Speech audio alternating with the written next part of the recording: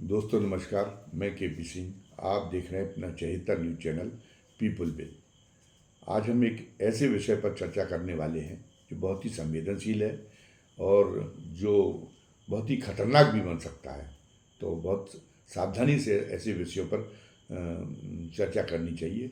और चर्चा के पहले हम पूरी तरह से ये स्पष्ट कर देना चाहते हैं कि हमारा जिस विषय पे हम चर्चा करने जा रहे हैं, आप लोग समझ गए होंगे, ऑपरेशन सिंदूर के विषय पे। उसमें हमारा कोई ऐसा इरादा नहीं है कि हम अपनी सेना को, हम अपनी सरकार को, हम अपने प्रधानमंत्री नरेंद्र मोदी जी को कमतर साबित करें। हम अगर अगर कहीं कोई हमारे अंदर कहीं कोई कमी रही भी होगी, तब भी हमारा एक राष्ट्रीय कर्तव्य है।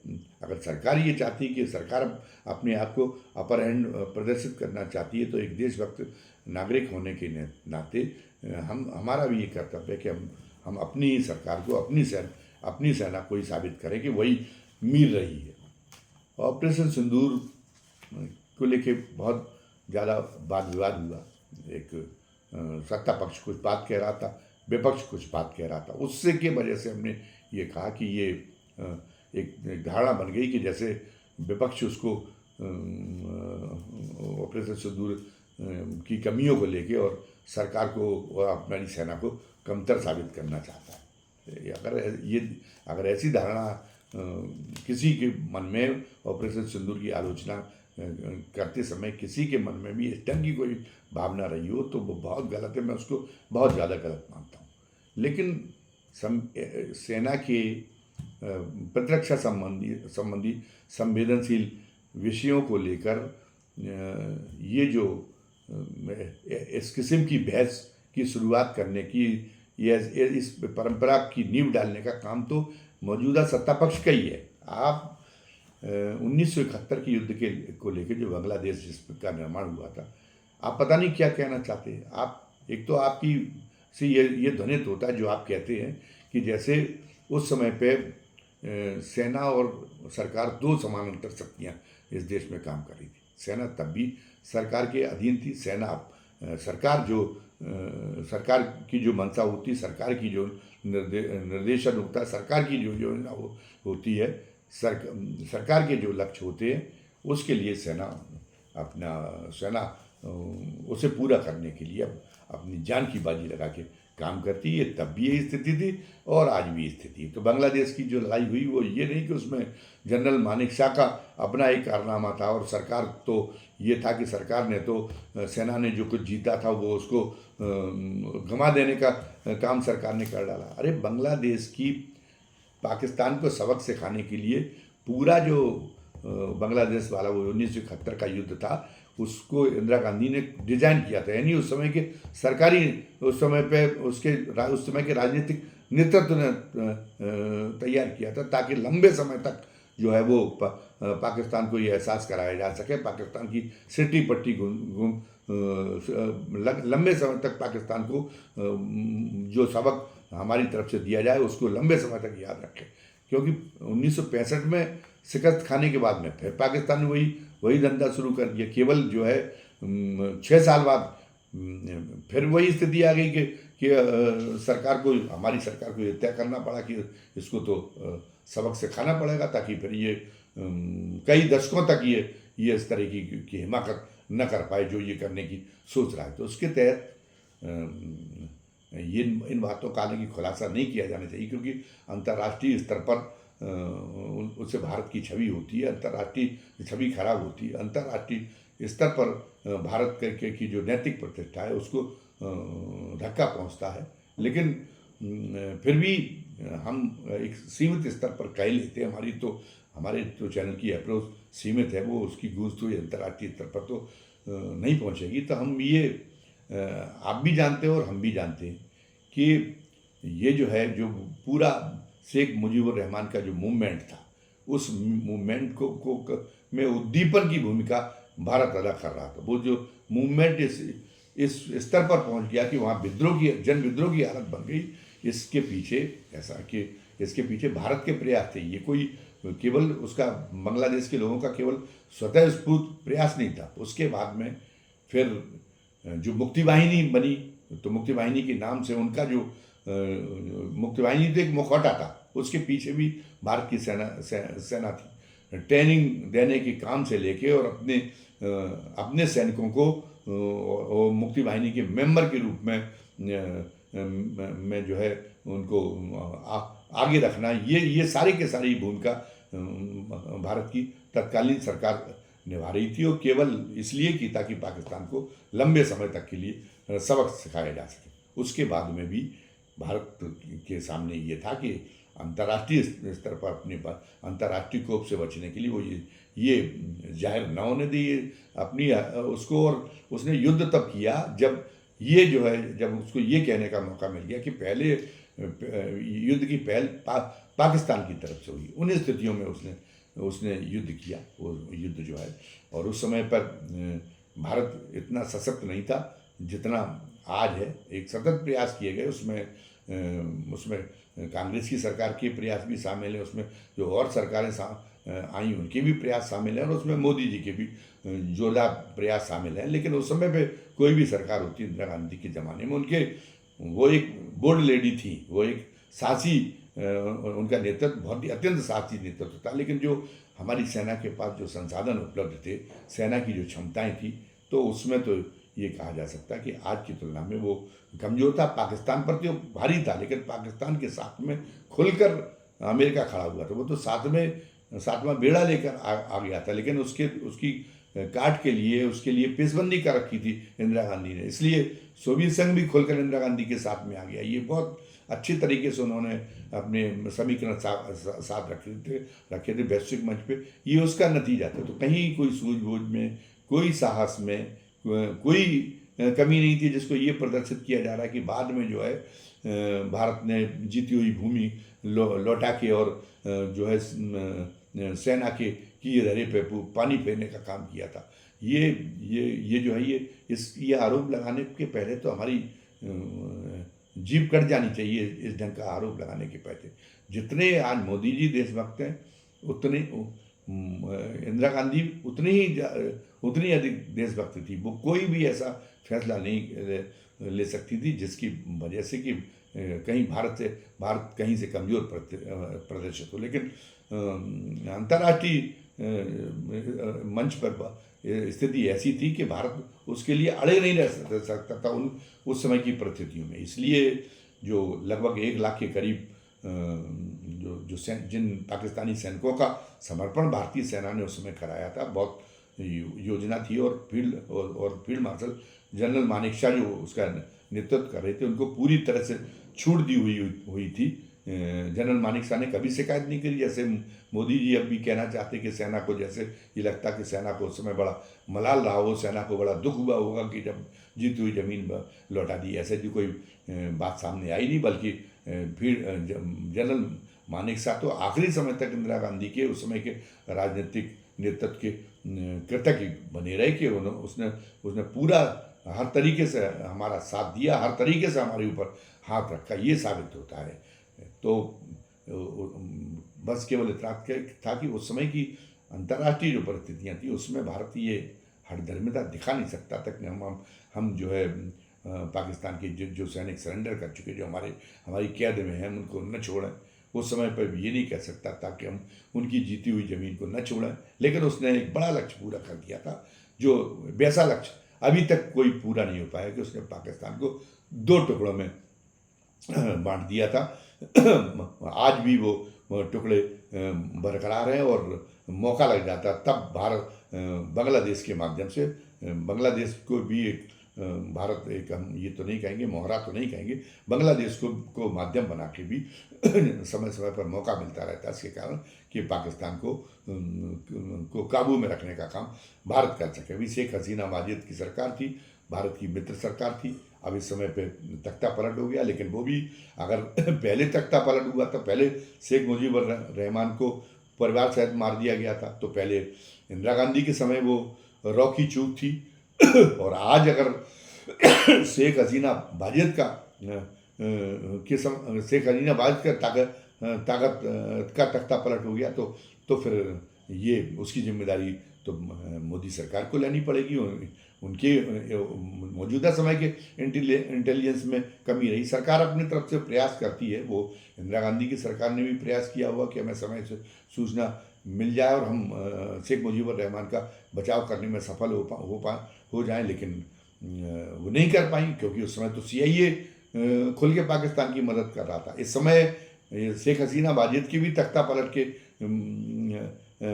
मामले में CIA की भूमिका सामने आई, लेकिन वो बहुत ही, उसको साबित करना बड़ा मुश्किल है। उसने बहुत ही बड़ा पोशीदा तरीके से वो काम किया, उतना खुल के नहीं किया था जितना खुल के उस समय हुआ था, शेख वो मुजीबुर रहमान की हत्या के समय हुआ था। तो जितना तो अगर मोदी जी बहुत बड़े मीर है और इंदिरा गांधी कुछ नहीं थी, तो फिर मोदी जी के ज़माने में नहीं होना चाहिए था ये वाली बात। लेकिन हम ना इंदिरा गांधी को दोष देना उचित है और ना ही मोदी जी को दोष देना उचित है। दोनों ही अपने स्तर पर जितना उन्होंने अच्छा प्रयास कर सकते थे ये ना होने देने का, उतना प्रयास किया होगा। लेकिन वो लोग जो है, जो एक तरह से विघ्न संतोषी जो शक्तियाँ हैं भारत के खिलाफ, वो विघ्न संतोषी वो जो है वो अपनी उनकी चाल ज़्यादा कामयाब साबित हुई, और इसलिए एक स्थिति अभी वर्तमान में ये बन गई कि एक पाकिस्तान को एक और सहारा मिल गया है, एक और देश का समर्थन मिलने की स्थिति हो गई। बहरहाल ये स्थिति ये बनती रहती है। तो ये आपको इसका सूत्रपात करने ही नहीं चाहिए था। आप चीन की लड़ाई का भी आप ये कहते कि आज तक जितना ऑपरेशन सिंदूर से बढ़ के भारत की सेना ने इससे बड़ा कारनामा दिखाई नहीं। अरे वो कारनामा बहुत बड़ा था अटल जी के समय, जब कारगिल की सबसे ऊंची चोटियों पर पाकिस्तान की सेना बैठी हुई थी और हमारी सेना को मालूम था, हमारे वो 26 साल के नौजवान जो कैप्टन अफसर थे, जो वहाँ पे मुकाबले करने के लिए थे कि हम में से कईयों को मरना पड़ेगा, तब हम जो है वहाँ तक पहुँच पाएंगे कि उस चोटी पर पाकिस्तानी सेना का, या वो जो सेना के आतंकवादियों के छद्म वेश में वहाँ सेना ही काम कर रही थी, तो उन पाकिस्तान समर्थित आतंकवादियों को घेरने के लिए तब हम काम कर पाएंगे जब हम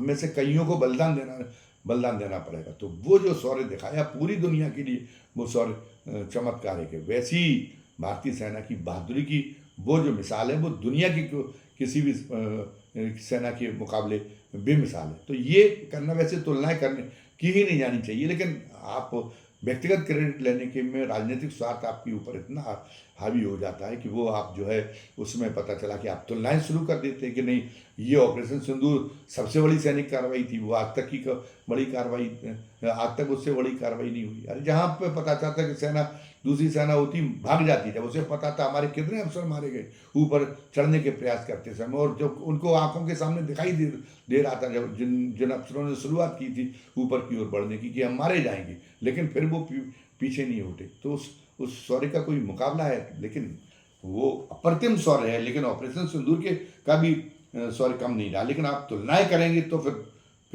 कई बातें कहनी पड़ेंगी, अनावश्यक रूप से कई बातें कहनी पड़ेंगी जो नहीं कही जानी चाहिए, जो कहने वाले के, हम जैसे कहने वालों को भी एक अपराध बोध उसकी वजह से सालने लगता है जब हम ऐसी बातें करते हैं।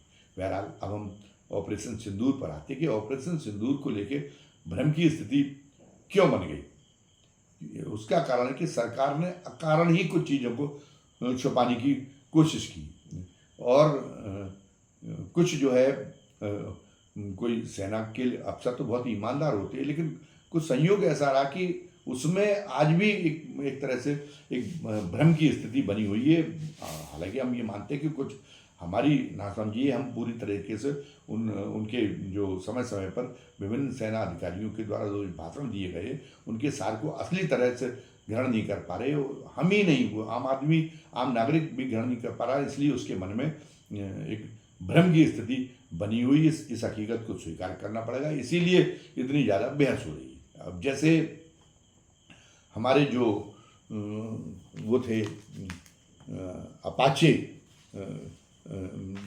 शिव कुमार, उन अपाचे ही मुख्य रूप से उसका जो है क्रिएटर होता है, युद्ध का मोर्चे पे, अग्रिम मोर्चे पर वही जो है वही मतलब पूरा का पूरा एक काम करता है। तो उन्होंने हमारे अपाचे ने जो है ये कहा कि एक अवसर पे ये कहा कि हमें निर्देश थे कि हम जो है उनके उनके सैन्य प्रतिष्ठानों पे या उनको कोई ऐसा नुकसान पहुंचाने का, उनको मतलब पाकिस्तान को काम नहीं करेंगे। हम केवल उनके आतंकवादी अड्डों को नष्ट करने का काम करेंगे। केवल उतने ही का टारगेट हम अपने टारगेट तक अपनी को सीमित रखेंगे, जिसे उकसाने वाली कार्रवाई माना जाए और उसकी वजह से युद्ध का विस्तार हो जाए। युद्ध को हमें सीमित रखना है। अब ये कहा गया तो इसकी व्याख्या तो यही होती थी कि राजनीतिक नेतृत्व ने सेना को जो है सेना के हाथ सीमित कर रखे थे। हालांकि उसके बाद में ये बात उन्होंने इंडोनेशिया वहाँ जहाँ कही थी, तो वहाँ पे उनके जो है हमारे उनके राजदूत के माध्यम से कहलवाया गया कि नहीं जो है ये इसकी व्याख्या कैप्टन शिव कुमार के वहाँ इंडोनेशिया में जो भारतीय राजदूत है उसने कहा कि नहीं ये तो सेना का उसमें सेना को तो राजनीतिक नेतृत्व ने तो पूरी तरह से छूट दे रखी थी और सेना ने जैसा समझा, जैसा उचित समझा वैसा किया। तो अगर युद्ध को सीमित रखने का अगर कोई इसमें निर्णय हुआ था तो वो सेना करा होगा, ये उन्होंने साबित करने की कोशिश की। लेकिन हम ये मान लेते हैं, हम ये बातें के स्पष्टीकरण उन्होंने दिया कि वो चूँकि फिर आरोप लगने लगे थे तो हम यही मानते कि, लेकिन हम अगर ये भी मान लें, इसलिए सरकार सफाई की मुद्रा में हो गई, सरकार डिफेंसिव हो गई और उसकी प्रतिक्रिया में ये बचाव वाला बयान राजदूत का आया। लेकिन अगर मान लीजिए, इसलिए हम ये मान भी लें कि ये इंडोनेशिया के बयान केवल वो वहाँ के इंडोनेशिया में भारतीय राजदूत का बयान केवल रफूगिरी का था, तो राजनीतिक नेतृत्व ने दिया हो या सेना ने खुद अपने को युद्ध सीमित रखने का फैसला किया हो, लेकिन ये निर्णय एक उचित था। हम जो है इस समय पर हमारी एक तरह से उभरती हुई अर्थव्यवस्था है और ये जैसे चीन ने भी उस समय पे हम जब अभी जो हाल में जो हमारी ज़मीन पे कब्जा करते हुए डोकलाम वाली जो लड़ाई हुई थी, तो चीन भी वहाँ पे पूरी लड़ाई लड़ने से बाद में पीछे इसलिए हट गया था कि चीन भी एक ग्रोइंग इकोनॉमी है। तो चीन ने कहा कि हमारा आर्थिक नुकसान होगा और वो हो सकता है कि हम कहीं अगर भारत को अगर हम पीछे धकेलने में कामयाब हो भी गए, लेकिन अगर लड़ाई अगर बढ़ी तो उसमें अगर भारत का नुकसान होगा तो हमारा भी नुकसान इतना ज़्यादा हो जाएगा कि अभी जो प्रतिस्पर्धा में हम अमेरिका को भी आगे को पीछे छोड़ के आगे निकल जाने का हौसला रख रहे हैं। ये हौसला हमें अपने इस हौसले को छोड़ देना पड़ेगा। हम बहुत लंबे समय तक जो आर्थिक प्रतिस्पर्धा उसमें पीछे चले जाएंगे। तो भारत के सामने भी ये था कि हम अभी जो है पाकिस्तान तो एक तरह से बर्बाद देश है, तो वो उसके सिरफिरेपन के चक्कर में हमें नहीं आना, क्योंकि हम अगर इस समय पे कोई एक प्रत्यक्ष युद्ध को आमंत्रित कर लेते हैं तो हम जो है जो हमने अभी पता चला कि हम चौथे नंबर की इकोनॉमी बन रहे हैं और 3 बन चुके हैं और तीसरे नंबर की बनने जा रहे हैं, तो उसमें हमारा दर्जा बहुत नीचे चला जाएगा और हमारा बड़ा एक स्थायी नुकसान होगा। अरे भाई 2 विश्व युद्धों के कारण ही तो, वरना तो अंग्रेज ये माना जाता था कि इंग्लैंड का चमचा देश है अमेरिका, लेकिन आज इंग्लैंड की कोई हैसियत नहीं बची और पूरे दुनिया में अमेरिका का दबदबा है। तो वो लड़ाई में उलझ जाने का ही तो उसको नतीजा खामियाजा भुगतना पड़ा। तो ये हर देश समय पे आर्थिक मोर्चे पर अपने को मजबूत रखने को वरीयता दे रहा है और युद्ध के झंझट से बचना चाहता है। तो अगर युद्ध को सीमित रखने का अगर उन्होंने अगर राजनीतिक नेतृत्व ने ही युद्ध को सीमित रखने का निश्चय बना रखा था, तो इसमें कुछ गलत नहीं, इसमें बहुत बहस नहीं होनी चाहिए। न तो सरकार को बहुत ज़्यादा जो है इस पर तर्क वितर्क करना चाहिए था और न ही विपक्ष को तर्क वितर्क करना चाहिए था। इसमें तो अगर सरकार ने किया तो सरकार ने भी उचित किया और विपक्ष को भी इसकी आलोचना से बचनी चाहिए। तो एक तो बात ये हुई। अब एक बात ये कि उसमें हमारे विमानों का नुकसान हुआ कि नहीं हुआ। तो हमारे जो CDS है, जो तीनों सेना के सर्वोच्च अधिकारी हैं, अनिल चौहान जो है वो वहाँ पर गए थे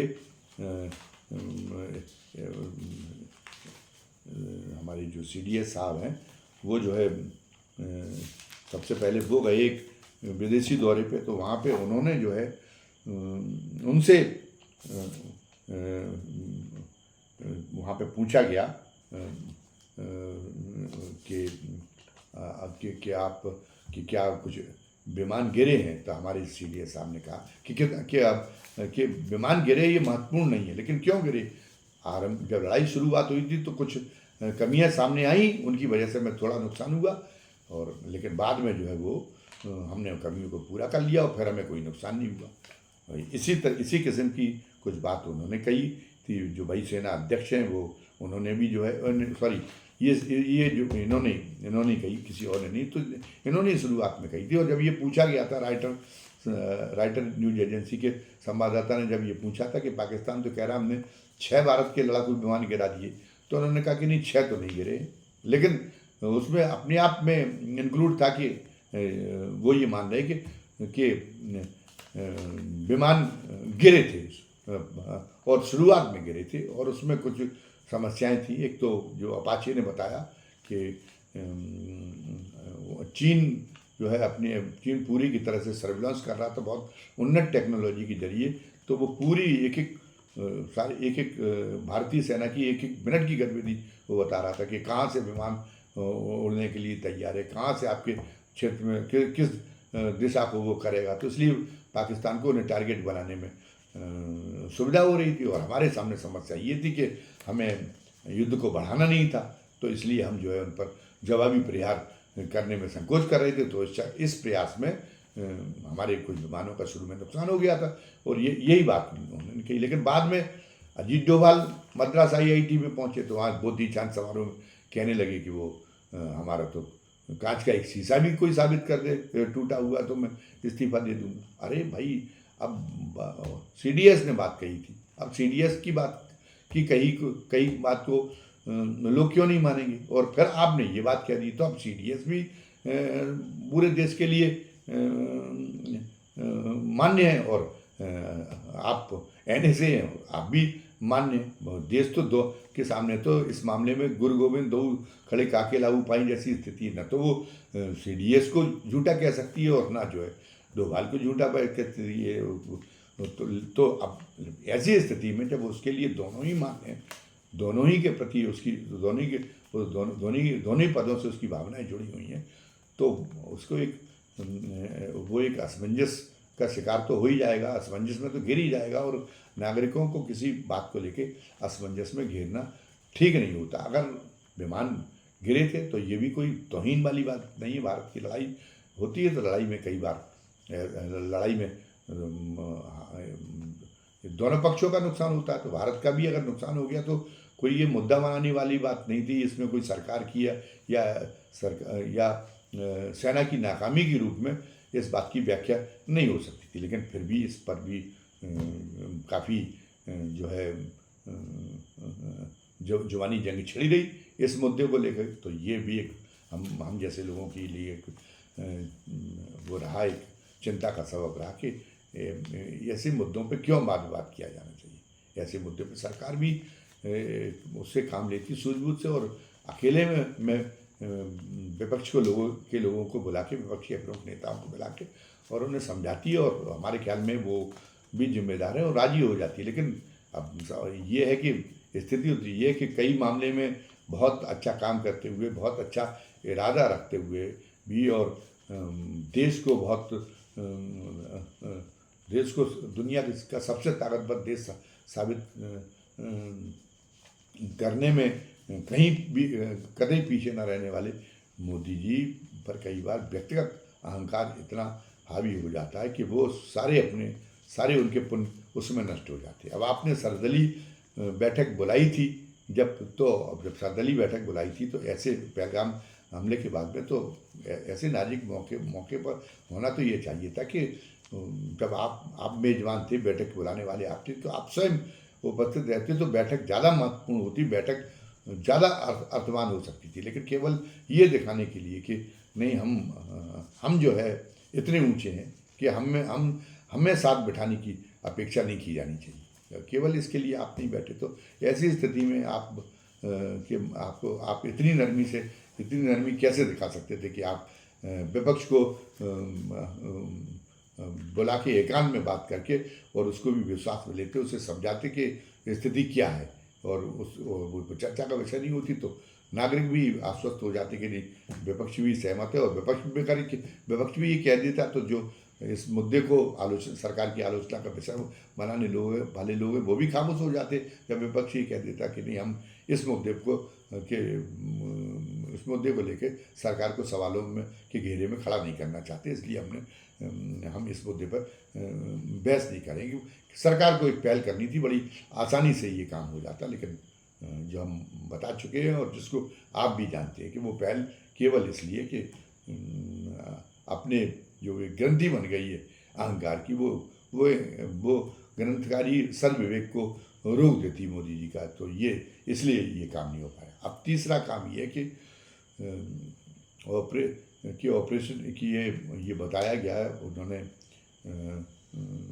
ये कि हमारे अपाचे ने ही बताया, और वो जो हैं हमारे वो राहुल सिंह चौहान जो है,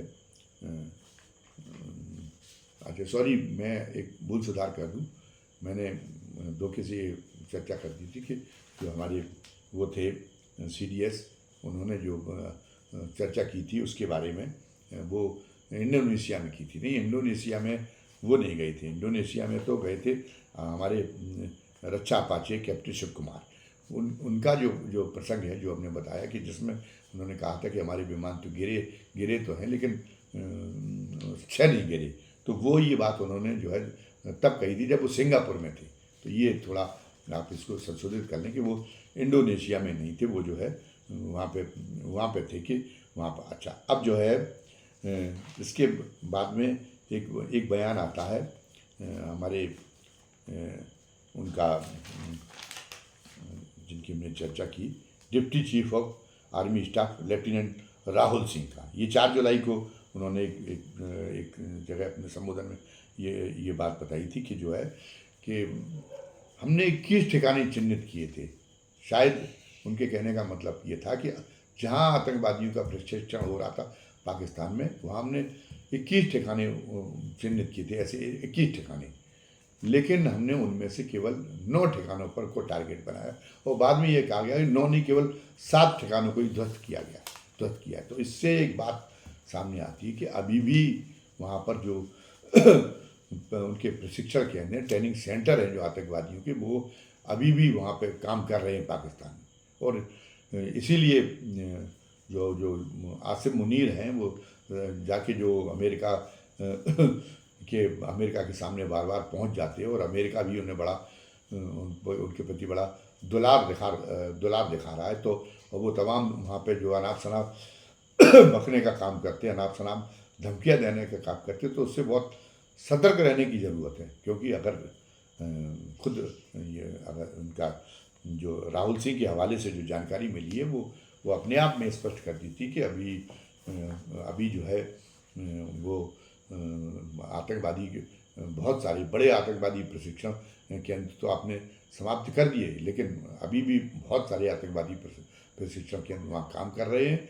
और उनके बयान से यह लगा कि उनको भी उसी समय एक साथ नष्ट क्यों नहीं कर दिया गया, ये एक सवाल उठता है। तो उनके बयान से ये लगा कि वो ऐसे क्षेत्रों में थे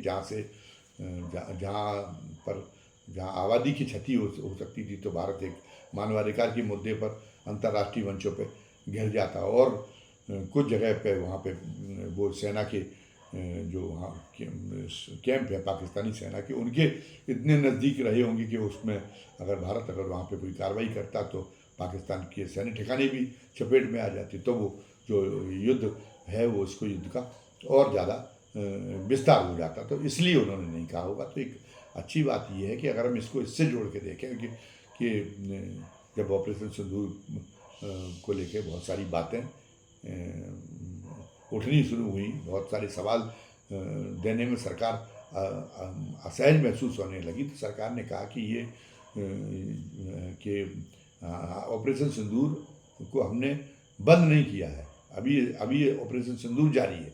तो हम एक अनुमान लगा सकते हैं, हम ये आशा रख सकते हैं कि ऑपरेशन कि ये कह के सरकार ने ये जता दिया है कि अभी हम फिर किसी तरीके से ये हमारी कोशिश होगी, हमारा फिर एक बार हमारी ये स्ट्राइक होगी कि जो जो उनके बचे हुए आतंकवादी कैंप हैं उनमें उनमें से भी कई और को फिर उनको जो है उनको भी ढाया जाए। ये काम उन्हें भी एक एक करके नष्ट किया जाए। ये काम किस्तों में होगा या ये काम जो है एक साथ करेगी, ये जो कि अनुमान लगाने वाली बात है। और ये सवाल पूछना हमारे अधिकार क्षेत्र में नहीं है, क्योंकि ये तो हमारी सेना और हमारी सरकार पर ही हमको छोड़ देना चाहिए कि वो कैसे काम करेगी। लेकिन ये जो ऑपरेशन सिंदूर जारी रखने की वाली बात कही है, तो उससे जो है हम यही समझते हैं कि हम इस बात से आश्वस्त हो सकते हैं कि अभी कुछ और भी होगा।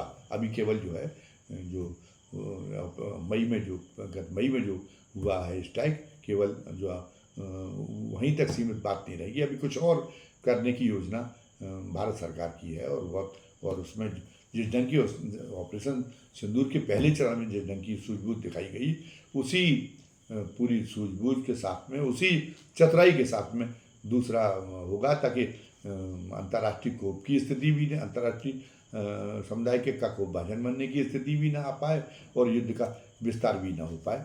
ऐसा करूँगा। अभी मैं ये चर्चा कर रहा था कि वो ऑपरेशन सिंदूर के समय जब सरकार घिर गई, तो मैं उसको भी एक स्पष्ट कर देना चाहता हूँ कि ये भी नौबत आपने क्यों पैदा की, क्योंकि आप पिछली सरकारों को कायर साबित करने के लिए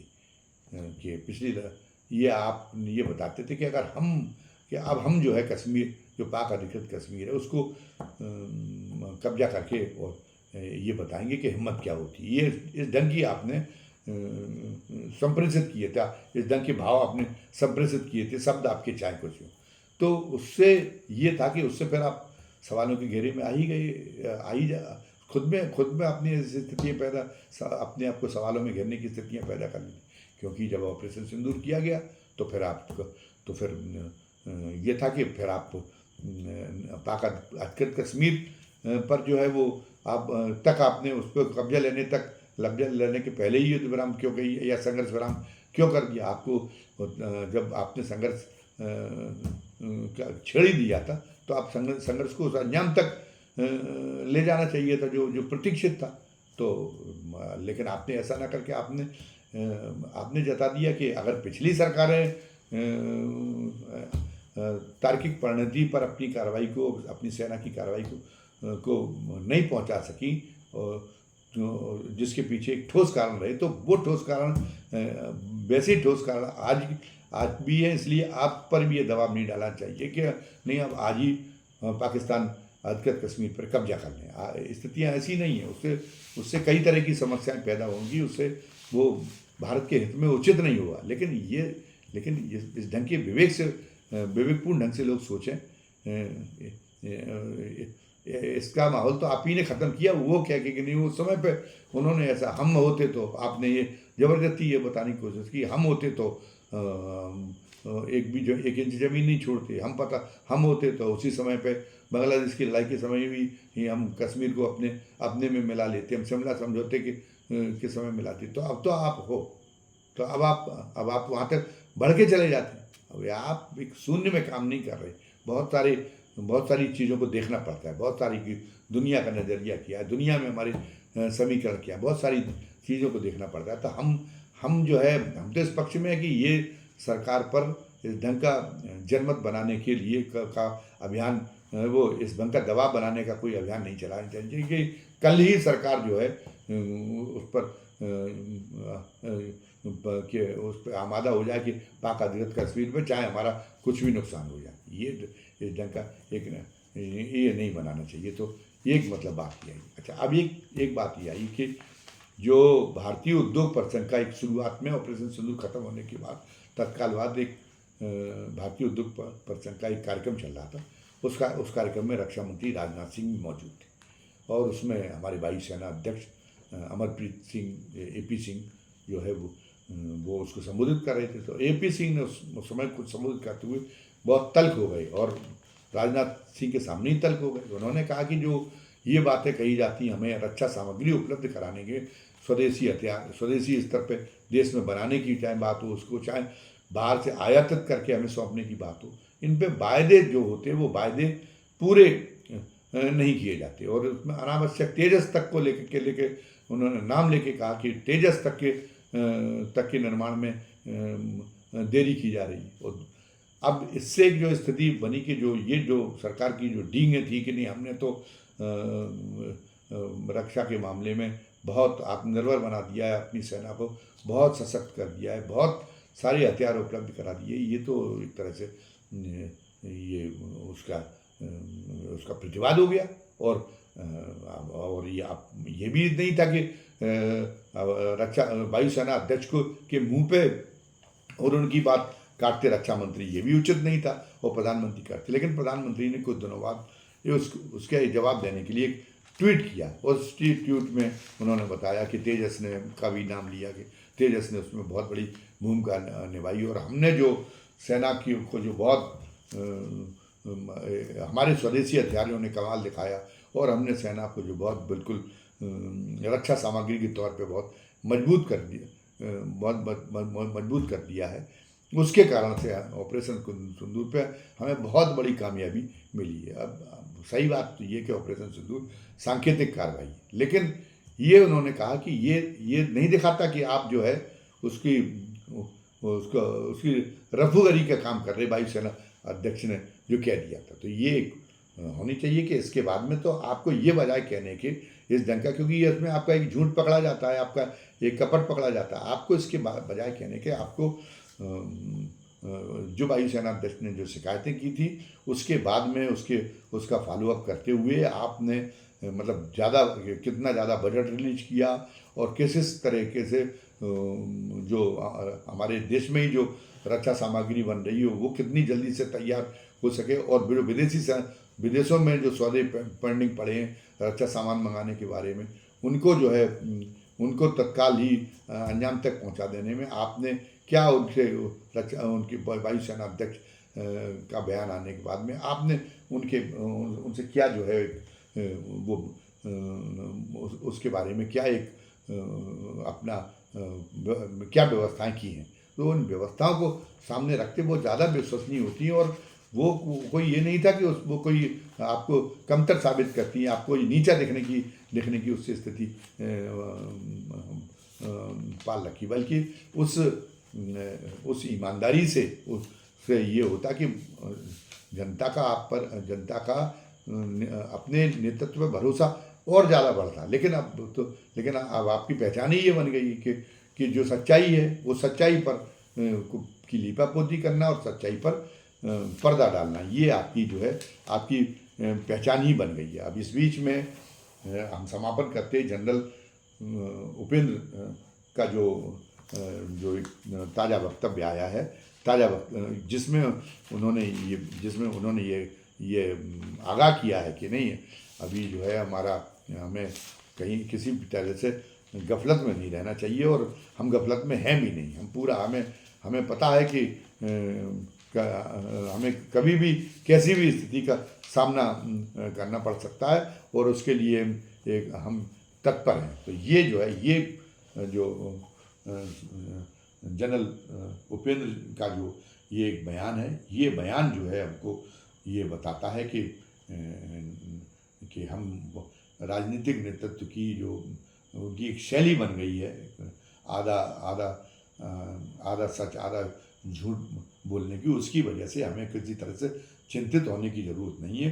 कार्य में राजनीतिक नेतृत्व भी और हमारी सेना भी बहुत ही सतर्कता अपना रही है, और बहुत ही व्यवस्थित तरीके से तैयारी कर रही है, और जिसका नतीजा ये है कि वो कोई भी दुश्मन हो, पाकिस्तान हो या कोई अपना जो है चेहरा छुपा के रखने वाला कोई उससे बड़े जो ताकतवर दुश्मन है, उन सब से हमारी आपकी रक्षा करने में हमारी सेना और हमारी सरकार सक्षम है। ये जनरल उपेंद्र के बयान से ये भरोसा है। और अब जो है हमारी सलाह यही है कि हम लोगों को बहुत ज़्यादा राजनीतिक जो वाद विवाद सेना के प्रश्नों पर होते उस पर उसको बहुत ज़्यादा गंभीरता से न लेके हमें अब केवल सेना के अधिकारियों के बयानों को को गंभीरता से पढ़ना चाहिए और उसके हिसाब से और उन बयानों में चूँकि दम है इसलिए हमको आश्वस्त रहना चाहिए। इसी आश्वस्ति के साथ में हम आज की वीडियो का ये उपसंहार हम करते हैं। धन्यवाद। जय हिंद, जय भारत।